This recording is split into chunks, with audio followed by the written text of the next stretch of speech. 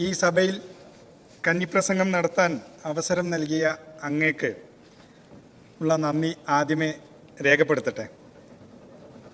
എന്നെ വിശ്വസിച്ച് ഈ സഭയിലേക്ക് തിരഞ്ഞെടുത്തയച്ച തിരൂരങ്ങാടി നിയോജക മണ്ഡലത്തിലെ വോട്ടർമാരോടും എന്നെ ഞാനാക്കി മാറ്റിയ എൻ്റെ പ്രസ്ഥാനത്തോടും നേതാക്കളോടുമുള്ള ആദരവും നന്ദിയും ഞാൻ ഇവിടെ പ്രകടിപ്പിക്കുകയാണ്. മഹാത്മാഗാന്ധിയുടെ പ്രശസ്തമായ ഒരു വാചകം ഞാനിവിടെ ഓർമ്മിപ്പിക്കുകയാണ്. ഒരു സമൂഹത്തിൻ്റെ യഥാർത്ഥ വികസനം അളക്കപ്പെടുന്നത് അവിടുത്തെ ഏറ്റവും താഴെത്തട്ടിലുള്ള ഏറ്റവും പാവപ്പെട്ട മനുഷ്യൻ്റെ ജീവിത നിലവാരം നോക്കിയാണ്. സർ, ബഹുമാനപ്പെട്ട ധനകാര്യ വകുപ്പ് മന്ത്രി ഈ സഭയിൽ അവതരിപ്പിച്ച പുതുക്കിയ ബജറ്റ് അതിൻ്റെ രേഖകൾ പരിശോധിക്കുമ്പോൾ നമ്മുടെ രാഷ്ട്രപിതാവ് വിഭാവനം ചെയ്ത സങ്കല്പത്തോട് 100% നീതി പുലർത്തുന്ന ഒരു വികസന രേഖയാണ് നമ്മുടെ പുതുക്കിയ ബജറ്റ്. കേവലം സർക്കാരിൻ്റെ വരവ് ചെലവ് കണക്കുകൾക്കപ്പുറം കേരളത്തിൻ്റെ ശോഭനമായ ഭാവിയിലേക്കുള്ള ഒരു വഴികാട്ടിയാണ് ഈ പുതുക്കിയ ബജറ്റ്. അതുകൊണ്ട് തന്നെ അതിയായ അഭിമാനത്തോടെ തികഞ്ഞ ഉത്തരവാദിത്തത്തോടെ ഞാൻ ഈ പുതിയ ബജറ്റിനെ പൂർണ്ണമായി അനുകൂലിക്കുന്നു. എന്തിനാണ് ഈ ബജറ്റിനെ അനുകൂലിക്കുന്നത് എന്നുള്ളതിനുള്ള കാരണങ്ങൾ ചോദിച്ചാൽ അതിനുള്ള ഉത്തരങ്ങൾ ഈ ബജറ്റിൽ തന്നെയുണ്ട്. എൻ്റെ ബഹുമാന്യരായ അംഗങ്ങൾ ഇവിടെ അതിലെ വിശദാംശങ്ങൾ ഒത്തിരി തവണ ആവർത്തിച്ചതാണ്. ഈ ബജറ്റ് വിസ്മയമില്ല എന്നുള്ളതാണ് പ്രിയപ്പെട്ട പ്രതിപക്ഷ അംഗങ്ങൾ പറഞ്ഞ ഒരു കാര്യം. ഈ ബജറ്റ് വരുന്നതിന് മുമ്പ് ഈ സഭയിൽ തന്നെ അവതരിപ്പിച്ച നമ്മുടെ വൈറ്റ് പേപ്പറുണ്ട്, സംസ്ഥാനത്തിൻ്റെ ഫിനാൻഷ്യൽ ഹെൽത്ത് റിപ്പോർട്ട്. ഈ ബജറ്റ് രൂപപ്പെടുത്തുന്നതിന് മുമ്പേ നമ്മുടെ ഫിനാൻസ് മിനിസ്റ്റർ വലിയ എക്സ്പീരിയൻസ് ഉള്ള എക്സ്പേർട്ട് കമ്മിറ്റിയുമായി അവരുമായി ഇരുന്ന് ഈ സംസ്ഥാനത്തിൻ്റെ ഫിനാൻഷ്യൽ ഹെൽത്ത് റിപ്പോർട്ട് പബ്ലിഷ് ചെയ്തപ്പോൾ യഥാർത്ഥത്തിൽ ഈ സംസ്ഥാനത്തെ കടബാധ്യതയും സാമ്പത്തിക നിലയും കേരളത്തിലെ മുഴുവൻ ആളുകൾക്കും മനസ്സിലാക്കാൻ സാധിച്ചു എന്നുള്ള പോയിന്റിൽ നിന്നാണ് പിന്നീട് നടത്തിയ ഹോംവർക്കിലൂടെ എന്തായിരുന്നു കഴിഞ്ഞ വർഷം ഈ സാമ്പത്തിക വർഷത്തേക്ക് കഴിഞ്ഞ ഗവൺമെൻറ് അവതരിപ്പിച്ച സമ്പൂർണ്ണ ബജറ്റിൻ്റെ അവസ്ഥ എന്താണ് എന്നുള്ളതാണ്. അതിൽ നടത്തിയ ഹോംവർക്കും ആ പരിമിതമായ വിഭവങ്ങളും അനുഭവിക്കേണ്ടി വരാവുന്ന വെല്ലുവിളികളെയും ഉൾക്കൊണ്ടുകൊണ്ട് കൃത്യമായി നടപ്പാക്കാൻ സാധിക്കുന്ന പ്രഖ്യാപനങ്ങളിൽ ഒതുങ്ങാത്ത ഒരു വർക്കിംഗ് ഡോക്യുമെൻ്റ് ആയാണ് ഈ പറയുന്ന റിവൈസ്ഡ് ബജറ്റ് ഈ കേരളത്തിന് സമർപ്പിച്ചിട്ടുള്ളത്. ഏറ്റവും വലിയ വിസ്മയം അത് തന്നെയല്ലേ?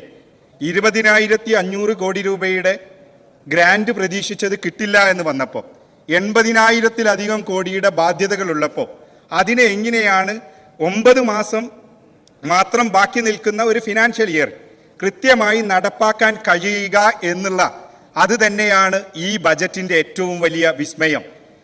ഇല്ലാത്തതിൽ നിന്ന് യാഥാർത്ഥ്യത്തിലേക്കുള്ള ബ്രിഡ്ജാണ് ഈ ഫുൾ ബജറ്റിൽ നിന്ന് ഈ റിവൈസ്ഡ് ബജറ്റിലേക്കുള്ള ദൂരം.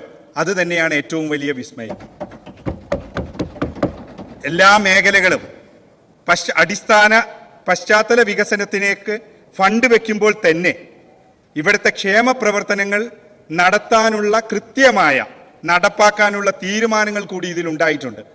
മിനറൽസ് ടവർ ആണെങ്കിലും നൂതന പദ്ധതികളാണെങ്കിലും എല്ലാം കേരളത്തിൻ്റെ ഭാവിയിലേക്കുള്ള ആശയങ്ങൾ ഒരു നോളേജ് എക്കോണമി എക്സ്പെക്റ്റ് ചെയ്യുന്ന ഒരു കാലത്ത് എങ്ങനെയാണ് ഈ സംസ്ഥാനം മുന്നോട്ട് പോകേണ്ടത് എന്നുള്ള റോഡ് മാപ്പ് ഈ ബജറ്റ് രേഖയിലുണ്ട്. ഞാൻ വരുന്നത് തിരൂരങ്ങാടി നിയോജക മണ്ഡലത്തിൽ നിന്നാണ്. മുഖ്യമന്ത്രിയും ഉപമുഖ്യമന്ത്രിയും മന്ത്രിമാരും പ്രതിനിധീകരിച്ച മണ്ഡലം. ആ മണ്ഡലത്തിലെ ഒരു ജനപ്രതിനിധി എന്നുള്ള നിലക്ക് എനിക്ക് ഈ ബജറ്റിനോടൊപ്പം ഈ ബജറ്റിൻ്റെ മറുപടി സ്പീച്ചിൽ വരാൻ വേണ്ടി അഭ്യർത്ഥിക്കാനുള്ള 3 കാര്യങ്ങൾ. ഒന്ന്, ഉമ്മൻചാണ്ടി സർക്കാർ രജീന്ദ്ര സച്ചാർ കമ്മിറ്റിയുടെയും പിന്നീട് വന്ന പാലോളി കമ്മിറ്റിയുടെയും നിർദ്ദേശപ്രകാരം കേരളത്തിലെ ന്യൂനപക്ഷങ്ങൾ തിങ്ങിപ്പാർക്കുന്നിടത്ത് ആരംഭിക്കേണ്ട വിദ്യാഭ്യാസ പദ്ധതിയുടെ ഭാഗമായിട്ടാണ് LBSലെ integrated institute of science and technology ആരംഭിച്ചത്. അന്ന് അതിനുവേണ്ടി 137 കോടി രൂപ വകയിരുത്തുകയും അതിൽ 1 കോടി രൂപ ചെലവഴിക്കുകയും ചെയ്തിട്ടുണ്ട്. പിന്നീട് വന്ന 10 വർഷം ആ പദ്ധതി ഒരു രൂപ പോലും ചെലവഴിക്കാനോ റിലീസ് ചെയ്യാനോ പിന്നീട് വന്ന ഗവൺമെൻറ്റുകൾ തയ്യാറായിട്ടില്ല. ആ പദ്ധതി ഇന്ന് അതിൽ എഞ്ചിനീയറിംഗ് കോളേജുണ്ട്, അതിൽ പോളിടെക്നിക് ഉണ്ട്, അത് ആർട്സ് ആൻഡ് സയൻസ് കോളേജ് ഉണ്ട്, അതിൽ ഡിപ്ലോമ കോഴ്സുകളുണ്ട്. ഇതെല്ലാമുള്ള ഒരു എഡ്യൂക്കേഷൻ ഹബ്ബ് ലാൻഡ് എടുക്കാനുള്ള പ്രൊസീജിയർ തുടങ്ങി, ആ നെഗോഷിയേറ്റഡ് പർച്ചേസ് സ്കീമിലേക്ക് കൊണ്ടുവന്നു. അതിൻ്റെ സർവേ നടപടികൾ ബഹുമാന്യനായ മലപ്പുറം ജില്ലാ കലക്ടർ പ്രൊസീഡിങ്സിലാണുള്ളത്. അത് കംപ്ലീറ്റ് ചെയ്യാൻ അതിന് ഭൂമി ഏറ്റെടുക്കുന്നതിനുള്ള ഫണ്ട് അനുവദിക്കണമെന്നാണ് അഭ്യർത്ഥിക്കാനുള്ളത്. രണ്ടാമതായി എൻ്റെ മണ്ഡലത്തിലെ തീരദേശ മേഖലയാണ് പരപ്പനങ്ങാടി മേഖല. ഒരു വീട്ടിൽ തന്നെ 3-4 കുടുംബങ്ങൾ താമസിക്കുന്ന, മത്സ്യബന്ധനത്തിൽ ഏർപ്പെടുന്ന ആ ജനത ഉൾക്കൊള്ളുന്ന സ്ഥലത്ത് ഈ ഒരു കണക്ക് ഉദാഹരണമായി പറഞ്ഞാൽ ആ മുനിസിപ്പാലിറ്റിയിൽ മാത്രം 841 കുടുംബങ്ങൾക്ക് വീടില്ല. ആ വീടില്ലാത്ത ഈ കുടുംബങ്ങൾ ഉൾക്കൊള്ളുന്ന ഈ പ്രദേശം ആശ്രയിക്കുന്ന നെടുവ കമ്മ്യൂണിറ്റി ഹെൽത്ത് സെൻറ്റർ, ആ കമ്മ്യൂണിറ്റി ഹെൽത്ത് സെൻറ്റർ ഇന്ന് ഭയാനകമായ ഒരു രീതിയിലാണ്. ഹോസ്പിറ്റലിലേക്ക് പോകുമ്പോൾ ഹോസ്പിറ്റൽ കെട്ടിടത്തിന് എന്തെങ്കിലും സംഭവിച്ച് പുതിയ വിപത്തുണ്ടാകുമോ എന്ന ആശങ്കയിലുള്ള ആ കെട്ടിടത്തിന് നിർമ്മാണത്തിനുള്ള ഫണ്ട് നൽകണമെന്നാണ് അഭ്യർത്ഥിക്കാനുള്ളത്. ഫണ്ട് നൽകേണ്ടാത്ത ഒരു മികവിൻ്റെ കാര്യമാണ് മൂന്നാമത് പറയാനുള്ളത്.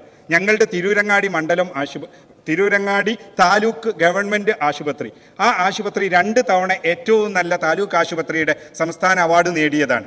കേരളത്തിലെ ഏറ്റവും ലാൻഡ് ഉള്ള 4.68 ഏക്കർ ഭൂമിയുള്ള ബിൽഡിംഗുള്ള, ഒരു ദിവസം തന്നെ 90 ആളുകൾക്ക് ഡയാലിസ് സൗകര്യം ചെയ്യുന്ന ആ ആശുപത്രി ജനറൽ ആശുപത്രിയായി കൺവേർട്ട് ചെയ്യണം എന്നാണ് അഭ്യർത്ഥിക്കാനുള്ളത്.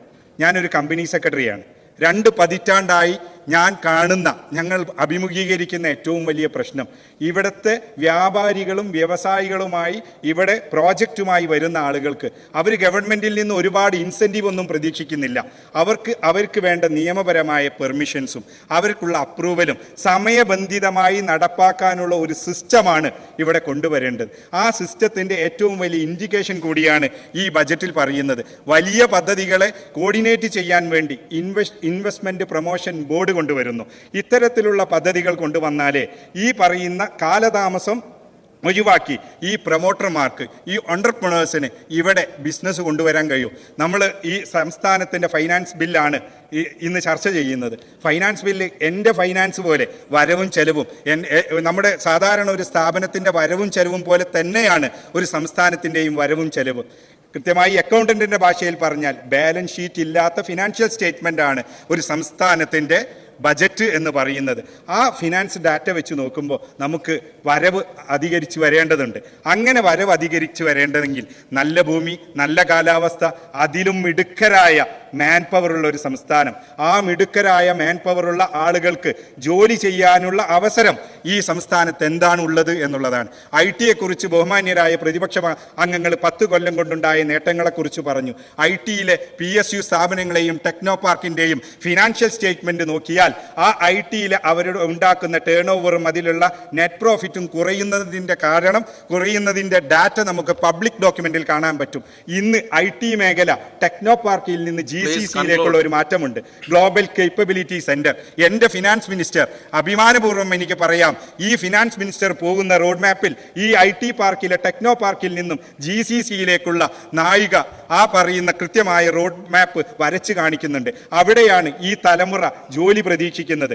ആ മിടുക്കരായ ആളുകൾക്ക് ജോലി വേണമെങ്കിൽ ഇവിടെ വരുന്ന പദ്ധതികൾക്ക്, ആ പദ്ധതികളെ വെൽക്കം ചെയ്തുകൊണ്ട് അവരുടെ പദ്ധതികൾ ഇവിടെ തുടങ്ങാനാവശ്യമായ സമയത്തിൻ്റെ ഡിലേ കുറയ്ക്കണമെന്ന് കൂടി ആവർത്തിച്ചുകൊണ്ട്, കേരളത്തിന് ഞാൻ തിരൂരങ്ങാടി നിയോജക മണ്ഡലത്തിൽ ആദ്യമായാണ് എൻ്റെ ജീവിതത്തിൽ ഒരു സ്ഥാനാർത്ഥിയായി മത്സരിക്കുന്നത്. ഞാൻ ഒന്നും പറഞ്ഞിട്ടില്ല. ഞാൻ പുതിയ കേരളത്തിനായി അന്നത്തെ പ്രതിപക്ഷ നേതാവ് പറഞ്ഞ കാര്യങ്ങളാണ് ഞാൻ ആ പറയുന്ന വോട്ടർമാരോട് പറഞ്ഞത്.